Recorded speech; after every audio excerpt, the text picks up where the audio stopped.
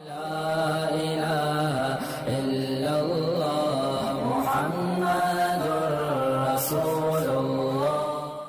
حضور نے فرمایا تمہیں بتاؤں کہ سب سے بہتر خزانہ کیا ہے کہ المرأۃ الصالحہ کے گھر کے اندر صالح بیوی ہو، دین والی بیوی ہو، اور اس کے اندر 3 صفتیں ہونی چاہیے۔ یاد رکھیں، اگر میری بیٹیاں، میری بہنیں حضور کے اس فرمان کو بالکل مضبوطی سے پکڑ لیں تو ان کے گھر دنیا میں جنت بن جائے گی۔ حضور نے فرمایا کہ پہلی کی تو یہ ہے کہ جب خامد آئے، اذا نظر، جب اپنی بیوی پہ نظر ڈالے تو خوش ہو جائے، کہ بیوی خوش ہو کے استقبال کرے، اس کے لیے تیاری کرے، لوگوں کے لیے میک اپ سنگار نہ کرے۔ ہمارے ہاں تو یہ رواج ہے نا کہ شادیوں پہ تو بنیں گے اور سنوریں گے اور جوڑے اور کپڑے اور زیور، لیکن اپنے گھر میں جب بھی ہوں گے تو ہر وقت جو ہے برے حال میں۔ حالانکہ سب سے زیادہ حکم تو یہ ہے کہ آدمی اپنے خاوند کے لیے بنے سنورے۔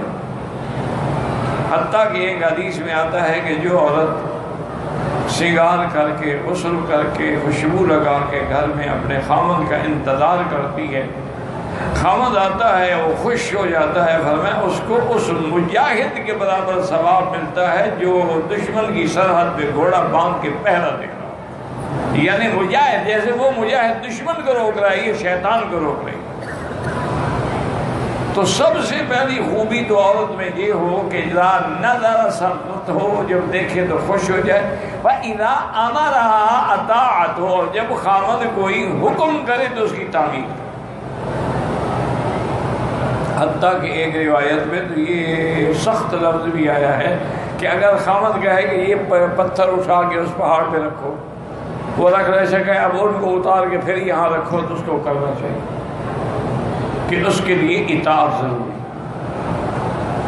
اور اسی طرح یہ بھی متفق علیہ فقہا کا مسئلہ ہے کہ کوئی عورت نفلی روزہ یا نفلی نماز یا اعتکاف خاوند کی اجازت کے بغیر نہیں رکھ سکتی، ورنہ اس کو کوئی ثواب نہیں ہو۔ اور جی میں نے تو روزہ رکھنا ہے، خاوند کو اگر خواہش ہو تو پھر وہ کیا کرے گا؟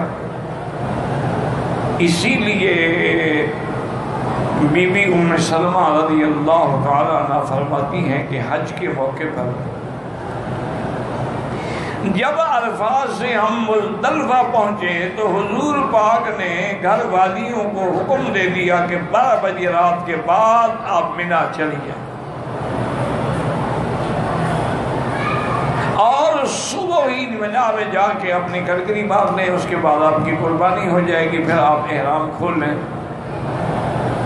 پھر طواف زیارت ہوگا۔ بیوی سے فرماتی ہیں کہ ہم جلدی سے وہاں سے آئے، منا پہنچے، اس کے بعد اپنی رمی کی، قربانی کی، مکے میں آ کے طواف زیارت کر کے فارغ ہو گئے، تاکہ ہو سکتا ہے کہ حضور بلا لیں۔ کسی بیوی کو خیمے میں بھی بلائے، بیوی ہے تو اتنے بڑے حقوق ہیں خاوند کے۔ یہ بھی حضور نے فرمایا کہ اگر اللہ کے سوا کسی غیر کو سجدے کی اجازت ہوتی تو میں بیوی کو حکم دیتا کہ شوہر کا سجدہ کرے۔ اور یہ بھی حکم ہے کہ خاوند کی اجازت کے بغیر عورت اپنے گھر سے باہر نہیں جا سکتی، حتیٰ کہ فقہاء نے لکھا ہے اس کا کوئی بھائی، کوئی عزیز، کوئی باپ بھی فوت ہو جائے، جب تک اجازت رہے وہ گھر سے نہیں نکل سکتے۔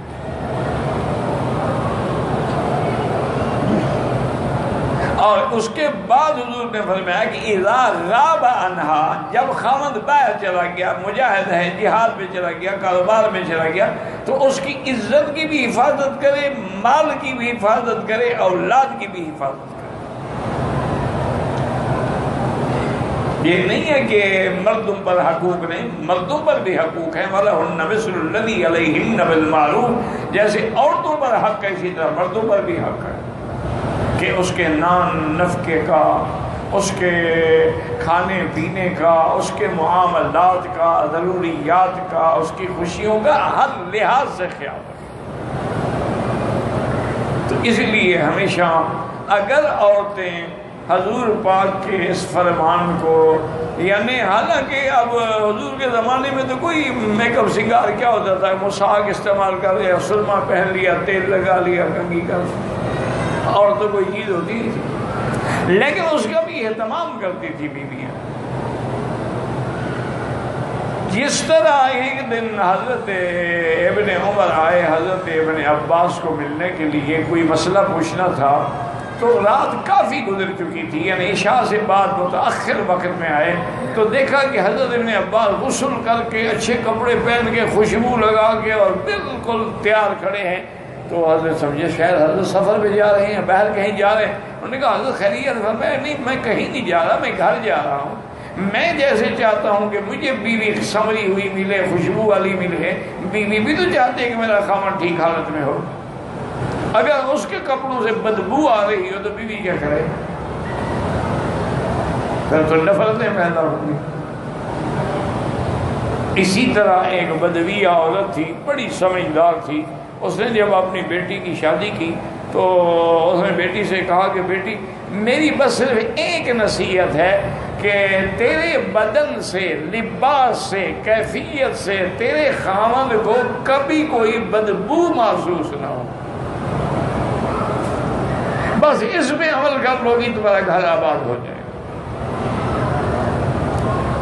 اب ہمارے ہاں تو آپ نے دیکھا نا، دیہات میں حیض کے کپڑے پڑے ہوئے ہیں، کپڑے لٹکے ہوئے ہیں، بدبو آ رہی ہے۔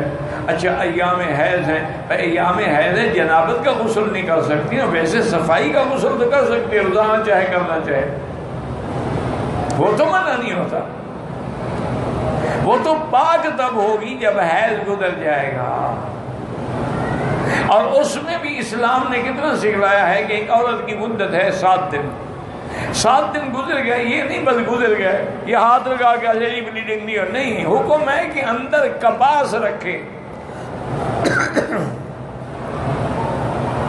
اور کپاس پہ کوئی اچھی سی خوشبو لگا کے رکھے کہ جیسے آدمی کو خوشبو پسند ہے اسی طرح عورت کے رحم کو بھی خوشبو پسند ہے۔ اور دوسرا اس خوشبو کا فائدہ یہ ہوتا ہے کہ اندر جو بدبو ہے، کریا ہے، وہ گندا خون گزرتا رہا ہے، وہ بھی صاف ہو جاتا ہے۔ حضور کی خدمت میں ایک عورت آئی، اس نے آ کے پوچھا کہ یا رسول اللہ میں اگر حیض سے پاک ہو جاؤں تو غسل کرنے کا طریقہ کیا ہے؟ حضور نے فرمایا بیٹی پہلے تو کپاس اندر رکھو، تسلی کرو بھی خون بند ہو گیا ہے۔ اچھا وہ بیچاری کو سیدھی سادھی عورت نے کہا رسول اللہ کپاس کیسے رکھے؟ بی بی عائشہ فرماتی ہے میں نے اس کو پکڑ کے کھینچا، اللہ کی بندی مجھ سے پوچھ لو، یہ باتیں حضور سے پوچھنے کی ہے؟ اور کہا اور کس سے پوچھے؟ یہ دین نہیں ہے؟ جب دین ہے تو دین میں حیا کس بات کا ہے؟ اللہ لا یستحی من الحق، اللہ حق بیان کرنے میں استحیاء نہیں فرماتے، تو بندی کا کیا ہے؟ حضرت عبداللہ ابن عمر رضی اللہ عنہ کا واقعہ مبارک ہے کہ جب وہ مکے میں آئے حج کے دنوں میں، میاں بیوی دونوں اکٹھے تھے، طواف زیارت کیا، صفا مروہ دوڑے، احرام تو پہلے کھل چکا تھا۔ جب وہ واپس اپنے خیمے میں مینا میں پہنچے تو بیوی سے کہا کہ مجھے خواہش ہے، کہا اللہ کے بندے میرے بال نہیں کٹوائے۔ تو جب تک آدمی بال نہ کٹائے وہ تو احرام سے نکلتا نہیں، میں تیری خواہش کیسے پوری کروں؟ حضرت عبداللہ فرماتے ہیں میں نے کہا ادھر قریب ہوگی تو اس کے بال آخر میں میں نے دانتوں سے پکڑ کے کاٹ دی۔ میں نے کہا اب تو کٹ گئے؟ میں نے کہا ہم تو کٹ گئے۔ وجہ کیا ہے کہ ان لوگوں کو حلال میں شرم نہیں تھا، ہمیں حرام میں شرم نہیں۔ اپنی بیوی ہمارے ساتھ حج میں ہو، ہم اس کو کہ او مکے مدینے میں یہ کام تمہیں ہر وقت یہی خیال رہتا ہے، پاک مقام ہے، پاک جگہ پہ، ابھی پاک جگہ ہے تو یہاں جتنے بچے پیدا ہوتے ہیں بغیر میاں بیوی کے ملنے سے پیدا ہوتے ہیں، آسمانوں سے گرتے ہیں، یہ کیا بات ہے؟ تو ان چیزوں میں جھوٹی رواج اور رسموں نے ہمیں اچھا، اور اگر حرام مل جائے نا تو نہ مولوی چھوڑے گا تو نہ قاضی چھوڑے گا، پھر نہیں سوچے گا کہ مکہ ہے، مدینہ ہے، حرم ہے، مفت کا مال ہے، مل گیا ہے، موقع ہے، فائدہ اٹھا لو۔ انا للہ۔ صحابہ میں یہ تھا، وہ حرام سے شرم کرتے تھے، وہ حرام سے بچتے تھے۔ حلال حلال ہے، جب اللہ نے حلال کر دیا تو اس میں بچنے کا کیا معنی ہے؟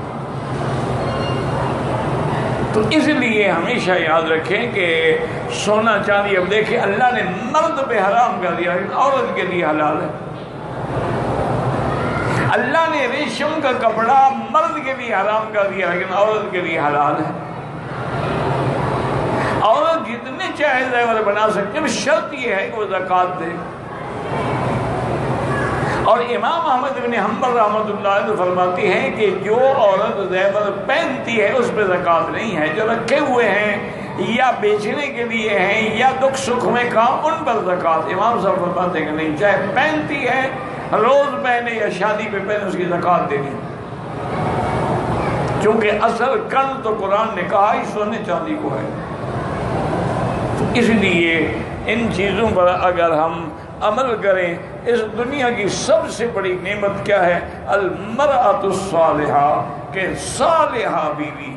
اور صالحہ کون ہوتی ہے؟ جس میں صلاح ہو، جس میں شر نہ ہو، جس میں فساد نہ ہو، جو بد دین نہ ہو، جو بد زبان نہ ہو، جو بد خلق نہ ہو، دین کی پابند ہو، نماز روزے کی پابند ہو، حلال حرام کا خیال رکھنے والی ہو، وہ مرأۃ صالحہ ہوتی ہے۔